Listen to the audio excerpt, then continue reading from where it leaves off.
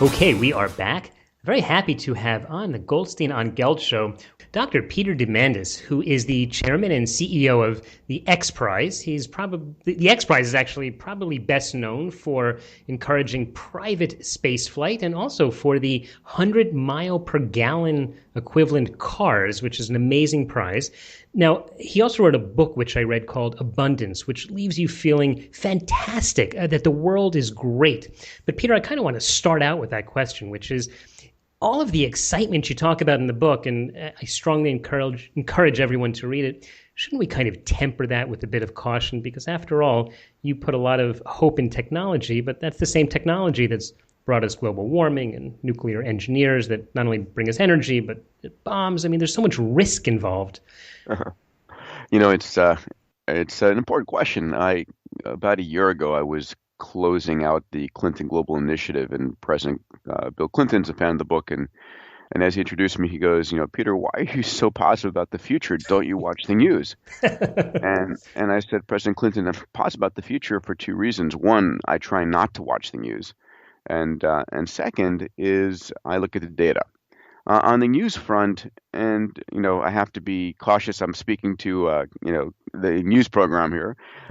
The reality is we as humans pay 10 times more attention to negative news than positive news, and it's an evolutionary benefit because as we were evolving hundreds of thousands, millions of years ago, if you missed a piece of good news, like some food over there, well, too bad. But if you miss a piece of bad news, like Russell in the bush is a tiger and not the wind, your genes went to the gene pool. So all of us evolved an ancient piece of our temporal lobe called the amygdala that scans everything we see and everything we hear for negative news. And so we pay 10 times more attention to negative news. And as a result, most news programs, I call CNN the crisis news network or the constantly negative news network, whatever it might be, will feed us not news that's not true, but a disproportionate ratio of positive news to negative news, meaning far more negative news, and that colors the way we see the world. And it's not to say again this isn't happening and that the world doesn't have a lot of improvement, but the fact is the world has gotten extraordinarily better over the last 100 years by almost every measure. And the data shows us, the per capita income for almost every nation on the planet has more than tripled. The World Bank's just this earlier this month reported that we are now reaching a point where less than 10% of the world is in extreme poverty. Down from 99% of the world being in Mhm. extreme poverty. The human lifespan has more than doubled and has the potential to double again. The cost of food has dropped 13-fold. The cost of energy has dropped 20-fold. The cost of transportation 100-fold. Communications over 1,000-fold. And Steven Pinker at Harvard, uh, has demonstrated that on a global basis, we're living during the most peaceful time ever in human history. Your chance of dying a violent death around the world on the average is 1/500th of what they used to be. And of course, Israel sits in the middle of one of the hottest spots on the planet. So I'm sure it's very difficult for people to hear this. Well, no, I And think statistically it's true. In other words, people get yeah, afraid to come, but the fact is, more people in Israel are dying from car accidents than from terror. It's just that, yeah, as you said, the news loves to really boost this up. The talking to you and hearing these statistics, of course, makes you feel good, right? That's why I think people, love your book and love what you talk about. But in my day job, I'm a financial advisor, so I sit around and I talk to people, and they kind of kvetch to me about, well, it's so difficult, and what can I do to get it better, and interest rates are so low. And then I say, yeah, you got to read this guy's book, it's fantastic. And they go, big deal, Doug, but what am I going to really do? Is there a connection between what you're talking about and what normal people can benefit from, and how they can say, I'm going to invest in this new technology or this new idea, and it'll change my life, not just that I'm going to buy a new iPhone? yeah. Well, and the answer is yes, of course, right? The companies that are crushing it, that are becoming the most valuable companies on the planet, are technology companies. They're companies that are data driven. They're using a combination of all of these technologies riding on top of what we call Moore's law, the rapidly growing computational power. These are companies that are using, massive computational power, the cloud, using AI, robotics, network sensors, 3D printing. Uh, and these are the companies that are disproportionately growing fast and changing our lives. We're going to see these exponential technologies, and all of this, I have to mention 1 second, sits inside of a university I co-founded with a gentleman that his name you know well, Ray Kurzweil, considered one of the smartest people on the planet, one of the leaders in AI. Ray and I realized that there was no place on the planet you could go and really get an overview of all of these technologies. You can go to the top technological universities in Israel or MIT or wherever it might be and become an expert in one area. But where would you go to really get an overview of all of these fields and where they're converging and where they're going? Because it's the convergence of all of these rapidly growing fields that are causing these amazing, unexpected changes. And I would say that these fields are going to have the potential to reinvent our lives. They're going to lead towards a doubling of the human lifespan once again as we make healthcare preventative and predictive as you are monitoring everything that's going in on your body from sensors and networks that we have. And your AI is becoming your artificial intelligence, becoming your physician. It's going to allow us to have a world that's far more literate. Elon Musk just funded the XPRIZE Foundation, which I run, with a $15 million prize to allow for autonomous, scalable education. How do you build an Android app that sits on top of a tablet or a phone that can help us bring 250 million illiterate kids around the world to literacy? Okay, Which let me drill a little more on this because I want to bring this down to earth. I am agreeing with everything you're saying and I'm excited about it. The problem is, I know that for Elon, it's a little bit easier for him to, pull out his checkbook and write a $15 million check. But watching these changes that you're talking about, if regular people want to be involved, what should we be focusing on? Either, I'm not asking you to name, what stock we should buy so that we benefit. You look back, people, even if someone envisioned cell phones as being so great, they might have bought shares in Nokia instead of Apple, and they wouldn't have done quite as well. So I'm not trying to pin you down on that, but I'm trying to understand when investors or regular people say, I want to be part of the future, pretty much we all just get signed up for our healthcare plan so we don't benefit from that, and we buy whatever cell phone has the best ad or the cheapest, monthly fee. What's the path that you would advise people to really follow?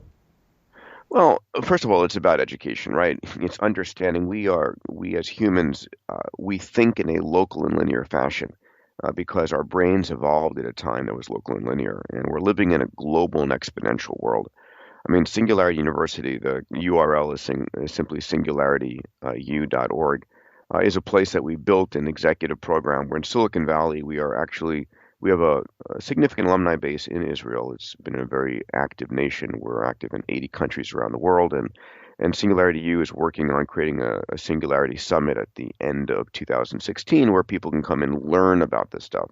I put out a weekly blog post at diamandis.com is where you can sign up for it. And every week I'm looking at here are the stories. Here's the technology that is changing your life. Here are specific examples of what you can learn about. But it's really, the same way that we're bombarded by negative news. The question is, can you allow yourself to be educated every week by this is the breakthrough going on in artificial intelligence or 3D printing or synthetic biology that opens up your possibilities because today, and I'm not going to give you a stock pick. You're right. I wasn't asking. I know. I know we but can't talk about that. but today it's the realization that 40% of today's Fortune 500 companies, largest companies in the world, are going to be gone in the next decade. And we're having companies going from I've got an idea to I run $1 billion company almost overnight. Uber goes from zero to $5 billion valuation. And how do you do that?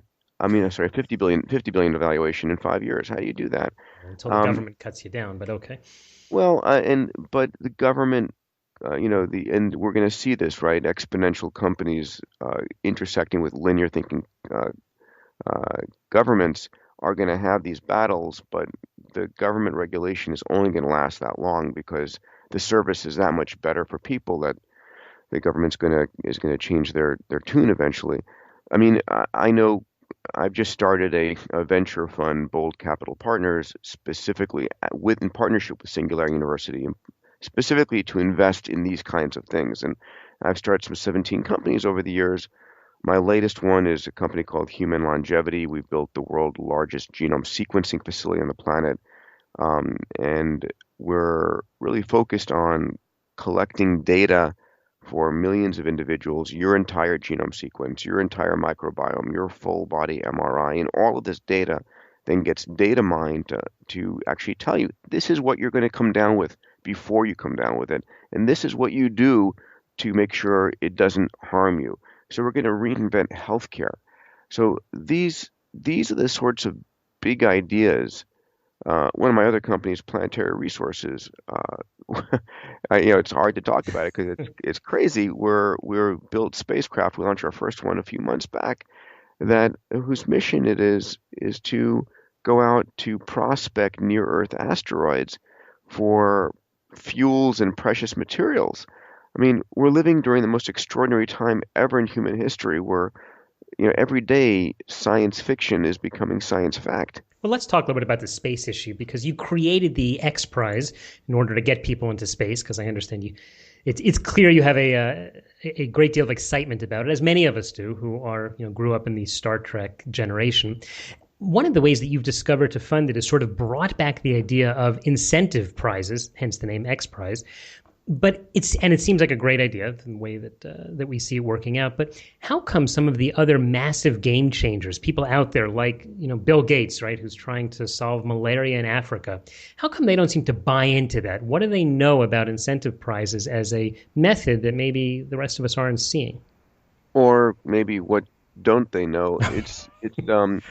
And I know Mr. Gates, and he and I have had many debates over lunch and conversations about this. And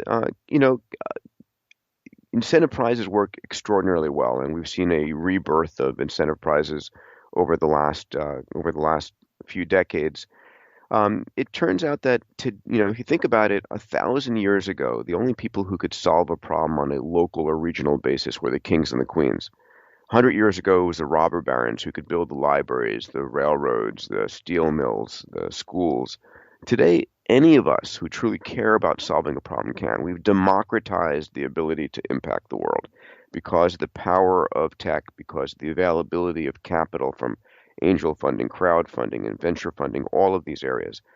And my belief is that you can choose an individual, you can choose a foundation, you can fund a particular entrepreneur to try and solve a problem, or you can say, listen, here's the problem. The first person to accomplish this, and here's the very specific goals to build this device, wins the cash. And you can have not one or two or 10, you can have hundreds of entrepreneurs competing to solve it.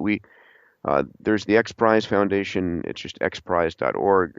We've just created a platform called herox.com, which is a platform where you can design and launch a prize, and the crowd can help co-fund it, and compete for it. And these are the things that I think are very important. Governments, in some cases, traditional foundations, where I would put the Gates Foundation, really want to have more control about where their money goes. They want this entrepreneur to be the person. They want to pick where the capital goes, and that's fine, but that limits your solutions, right? The day before something is truly a breakthrough, it's a crazy idea, and a lot of us don't back crazy ideas. We say, oh, this sounds like a logical solution, and you fund that, but that's limiting the solution to your preconceived notions of what the solution can be. Okay, so that's I'll tell Bill Gates next time I have him on the show. Peter, we are just about out of time. We've been talking with Peter Diamandis, the founder of the XPRIZE of Singularity University, the author of a couple of fantastic books. In the last few seconds, just tell us, how can people follow you, follow your work, and get excited about the future abundance?